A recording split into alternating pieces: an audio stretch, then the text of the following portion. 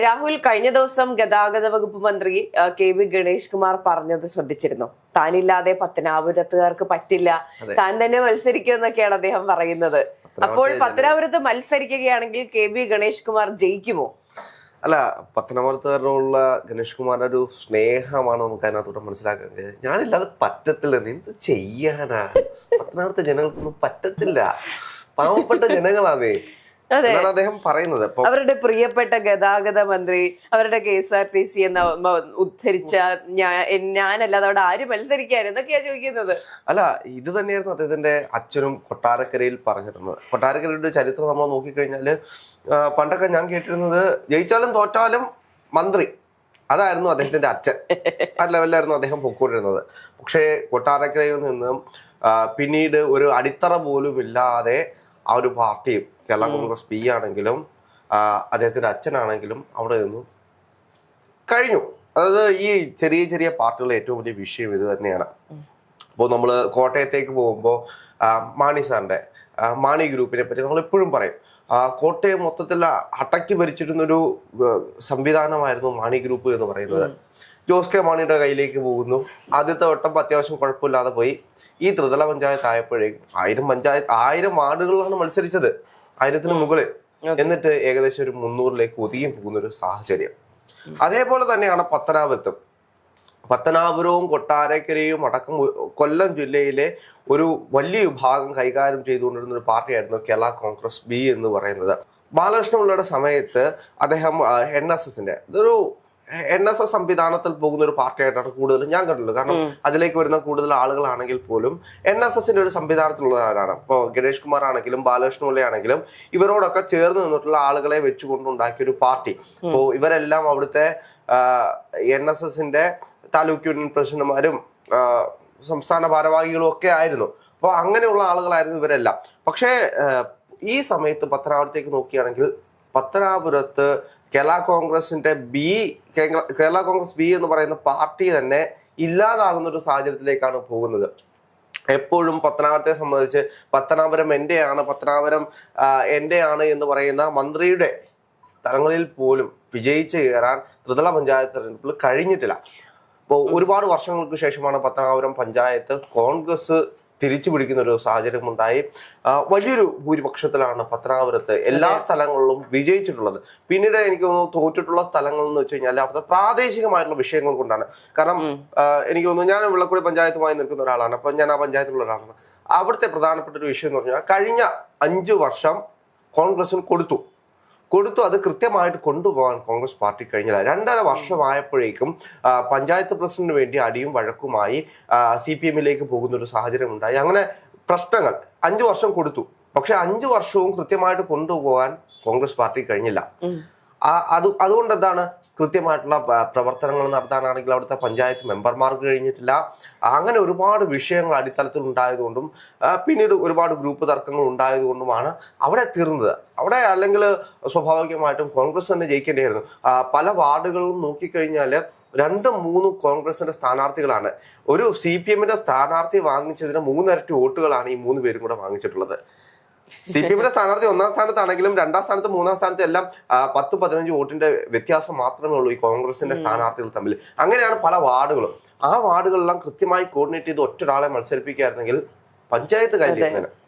അപ്പൊ അങ്ങനെയാണ് പത്തനാപുരത്തിന്റെ ഒരു ഗതി എന്ന് പറയുന്നത്. പക്ഷെ ഇപ്പോൾ KV ഗണേഷ് കുമാറിന്റെ കാര്യം പറയുകയാണെങ്കിൽ ആദ്യഘട്ടങ്ങളിലെല്ലാം ഞാൻ ഇപ്പോൾ സോഷ്യൽ മീഡിയ വഴിയാണ് അല്ലെങ്കിൽ വാർത്തകൾ വഴിയാണ് നമ്മൾ കേരളത്തിന്റെ വികസനത്തെ പറ്റിയൊക്കെ നമ്മൾ അറിയുന്നു. അപ്പോൾ KSRTC എന്നൊരു ഡിപ്പാർട്ട്മെന്റിനെ മുന്നോട്ട് കൊണ്ടുവന്ന ഒരു മന്ത്രി എന്ന നിലയിൽ KV ഗണേഷ് കുമാർ വളരെ പ്രമുഖനാണ്.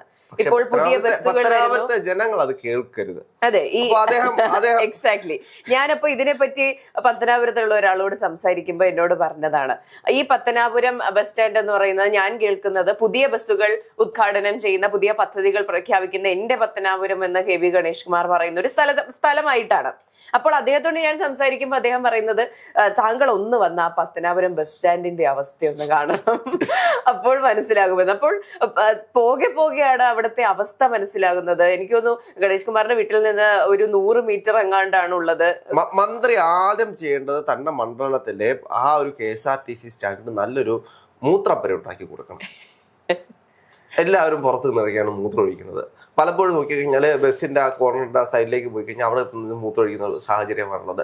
അപ്പൊ അത്രത്തോളം മോശമായിട്ടുള്ള സാഹചര്യത്തിൽ കിടക്കുന്ന ഒരു ബസ് സ്റ്റാൻഡ് ഏതാണെന്ന് വെച്ച് കഴിഞ്ഞാൽ പത്തനാപുരം ഡിപ്പോ തന്നെ. അതെ, അന്താരാഷ്ട്ര നിലവാരത്തിലുള്ള ബസ്സുകൾ നമ്മുടെ നിരത്തിലോടുമ്പോൾ ബസ് സ്റ്റാൻഡുകളും അതുപോലെ തന്നെ ഹൈടെക് ആവണം, വൃത്തിയെങ്കിലും ഉണ്ടാകുന്ന ഒരു തരത്തിലേക്ക് അത് പോകണം. പിന്നീട് റോഡുകളുടെ കാര്യം പറയുകയാണെങ്കിൽ, ഇപ്പോൾ എൻ്റെ അടുത്തോട്ടൊരു റോഡ് ഉണ്ടായിരുന്നു.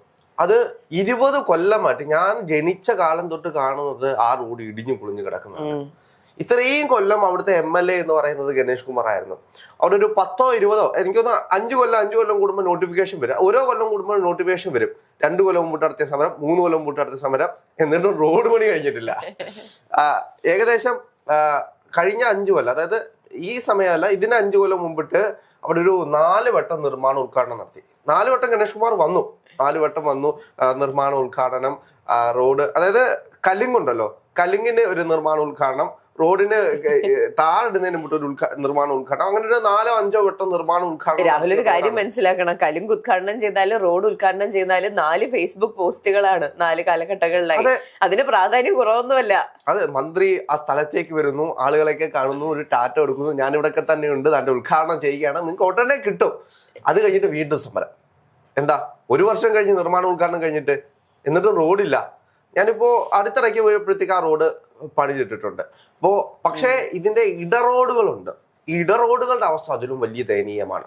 ഇപ്പോൾ നമ്മൾ അതായത് മെയിൻ റോഡുകൾ നോക്കിക്കഴിഞ്ഞാൽ അത്രത്തോളം കുഴപ്പമില്ല, പക്ഷേ ഇടറോഡുകളാണ്. ജർമ്മൻ ടെക്നോളജി എന്ന് പറഞ്ഞ് അവിടുത്തെ സാധാരണപ്പെട്ട ജനങ്ങളുടെ 5 കൊല്ലമാണ്. ഇലക്ഷൻ സമയം ആകുമ്പോഴത്തേക്ക്, അടുക്കാറാകുമ്പോഴത്തേക്ക് റോഡ് പണി നടത്തും.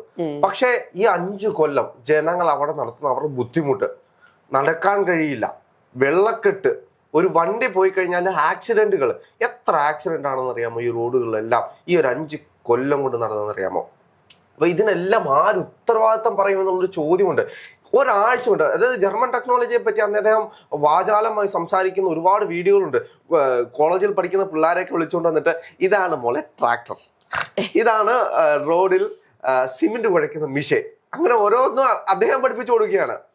എഞ്ചിനീയർമാരെ പോലെ എന്നിട്ട് ഇതാണിത് എന്ന് പറഞ്ഞ് എല്ലാ വിദ്യാർത്ഥികളെയും വിളിച്ചുകൊണ്ട് ഇന്ന് പഠിപ്പിച്ചു കൊടുത്തു. എന്നിട്ട് പറഞ്ഞു, നിങ്ങൾ നോക്കിക്കോ, ഇത് ചരിത്രമാണ്, 1 മാസം കൊണ്ട് ഈ റോഡ് ഇവിടെ ഉണ്ടാകുന്നു. 1 മാസം കഴിഞ്ഞു, 10 മാസം കഴിഞ്ഞു, 1 വർഷം കഴിഞ്ഞു, 2 കൊല്ലം കഴിഞ്ഞു, 4 കൊല്ലം കഴിഞ്ഞു, 5 കൊല്ലം ആകാൻ പോകുന്നു.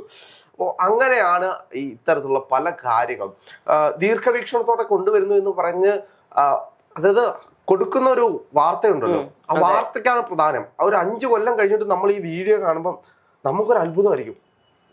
ഇതറിയാത്ത ഒരാൾ, പുറത്തുനിന്നുള്ള ഒരാൾ കാണുന്നത്, ഇതൊക്കെയാണ് നേതാവ്, ബാക്കിയുള്ളവന്മാരെ പോലെ 5 കൊല്ലവും 10 കൊല്ലവും ഒക്കെ റോഡ് നീട്ടിക്കൊണ്ട്.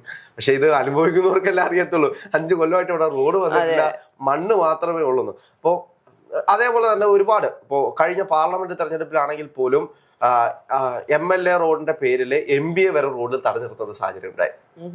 അവിടുത്തെ MP ഇറങ്ങി എന്നിട്ട് ആളുകളോട് പറയേണ്ട അവസ്ഥയാണ്, ഇവിടുത്തെ MLA ഗണേഷ് കുമാർ ആണ്, ഞാനല്ല, ഇത് MLA ഫണ്ടിൽ നിന്ന് ഉണ്ടാക്കേണ്ട റോഡാണ്.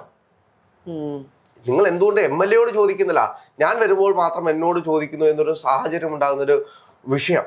അപ്പോൾ അങ്ങനെയുള്ള ഒരുപാട് കാര്യങ്ങൾ അവിടെ നിലനിൽക്കുന്നുണ്ട്. അപ്പോൾ MLAക്ക് പല വിഷയങ്ങളാണെങ്കിൽ പോലും ഇപ്പൊ പഞ്ചായത്ത് ചേർന്ന് നടത്തുന്ന ഒരു പരിപാടിയായിരിക്കും, അല്ലെങ്കിൽ പഞ്ചായത്ത് ഫണ്ട് കണ്ടെത്തി ഒരു 10-20 ലക്ഷം രൂപയുടെ പരിപാടി നടത്തണം. MLA അതിന് വേണ്ടിയിട്ട് 1-2 ലക്ഷം രൂപ കൊടുക്കുന്നു എന്നിരിക്കട്ടെ, പിന്നീട് ആ പദ്ധതി MLAയുടെ പദ്ധതിയാണ്. അതാണ് അവിടുത്തെ ട്വിസ്റ്റ്. അത്ര കൃത്യമായിട്ട് ഞാൻ ഇന്നേ വരെ കണ്ടില്ല വേറെ ആരെയും ഇത്ര കൃത്യമായിട്ട് ഒരു PR വർക്ക് നടത്തുന്ന മറ്റൊരു നേതാവിനെ. കാരണം അദ്ദേഹം കൃത്യമായിട്ട് അദ്ദേഹത്തിന്റെ പോക്കറ്റിൽ എത്തിക്കാൻ, അത് ചെറിയ പരിപാടിയാണെങ്കിലും വലിയ പരിപാടിയാണെങ്കിലും അത് കൃത്യമായി തൻ്റെ പോക്കറ്റിൽ എത്തിക്കാൻ കഴിവുള്ള ഒരു നേതാവ് എന്ന് പറയുന്നത് ഗണേഷ് കുമാർ തന്നെയാണ്. അപ്പോൾ അദ്ദേഹത്തിന് PR വർക്ക് എത്ര ടീം ഉണ്ടെന്ന് പറഞ്ഞു കഴിഞ്ഞാൽ, എന്തൊക്കെ ഉണ്ടെന്ന് പറഞ്ഞു കഴിഞ്ഞാലും സംസാര ശൈലിയിലൂടെയാണ് അദ്ദേഹം ഇതെല്ലാം പിടിച്ചെടുക്കുന്നത്.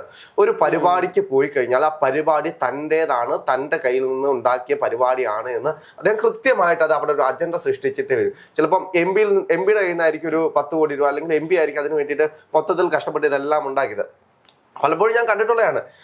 MP ഓരോ സ്ഥലങ്ങളിൽ നിന്നും പൈസ അവിടെ ചെന്ന് വാങ്ങിച്ചു ഇവിടെ ചെന്ന് വാങ്ങിച്ചു എന്ന് പറഞ്ഞ് പഞ്ചായത്തുമായി കൂടി ചേർന്ന് ഇതാക്കും. MLA കണ്ടിട്ട് ഇത്ര രൂപ വാങ്ങിച്ചു എന്ന് പറഞ്ഞ് MLA പറയും ഞാൻ ഇത്ര രൂപ തരാമെന്ന് പറയും. ബാക്കി ഇവരെല്ലാം കൂടെ ചെയ്ത് MLA പൈസ കൊടുത്തിട്ടില്ലെങ്കിൽ MLA എന്ന് പറയും ഞാൻ ഇതിന് 50 ലക്ഷം രൂപ കൊടുക്കാന്ന് പറഞ്ഞിട്ടുണ്ട്, ഇത് എന്റെ പദ്ധതിയാണ്, എന്റെ ദീർഘവീക്ഷണത്തിൽ ഞാൻ ഉണ്ടാക്കിയ പദ്ധതിയാണ്. ഇങ്ങനെ എല്ലാം തന്റെ പോക്കറ്റിലാക്കുന്ന ഒരു MLA എന്ന് പറഞ്ഞു കഴിഞ്ഞാൽ അത് ഗണേഷ് കുമാറാണ്. അപ്പോൾ അതിനു മുമ്പോട്ട് ഇടയ്ക്ക് വെച്ച് ഒരുപാട് അദ്ദേഹത്തിനെതിരെ വിമർശനങ്ങളുണ്ടായിരുന്നു. വിമർശനം എന്ന് വെച്ച് കഴിഞ്ഞാൽ ഈ സർക്കാർ ഉദ്യോഗസ്ഥരെ ചീത്ത വിളിക്കുന്ന വിഷയത്തിൽ. കഴിഞ്ഞ ദിവസം അദ്ദേഹത്തിന് പണി കിട്ടിയത് അത് തന്നെയാണ്. KSRTC പോകുന്ന ഒരു ഡ്രൈവർ ഒരു കുപ്പി ഗ്ലാസിന്റെ ഫ്രണ്ടിൽ ഇരിക്കുന്ന പറഞ്ഞിട്ട് ഭയങ്കര വിഷയം. അതേപോലെ തന്നെ ഇതെല്ലാം ഒരു അഡ്ജസ്റ്റ്മെന്റ് ആണ്. ഈ ഉദ്യോഗസ്ഥരുമായിട്ട് ഭയങ്കര ബന്ധമാണ്, അടുത്ത ബന്ധമാണ്. തോളെ കൈയിട്ട് കിടക്കും. വീഡിയോ വരുമ്പോഴത്തേക്ക് എന്താണ് ചീത്ത വിളിയ, അങ്ങോട്ടും ഇങ്ങോട്ടും എന്താ ഇതിങ്ങനെയാണോ ചെയ്യേണ്ടതെന്ന് പറഞ്ഞു ഭയങ്കര രസമായിരിക്കും. ഇപ്പൊ അത് കഴിയുമ്പോഴത്തേക്കും കുറച്ച് കഴിയുമ്പോൾ സോറി കേട്ടോ ഞാൻ ഇങ്ങനൊന്നും പറയണമെന്ന് കരുതി പറഞ്ഞതൊന്നുമല്ല, ആ രീതിയിലാണ് പലപ്പോഴും അഡ്ജസ്റ്റ്മെന്റ്.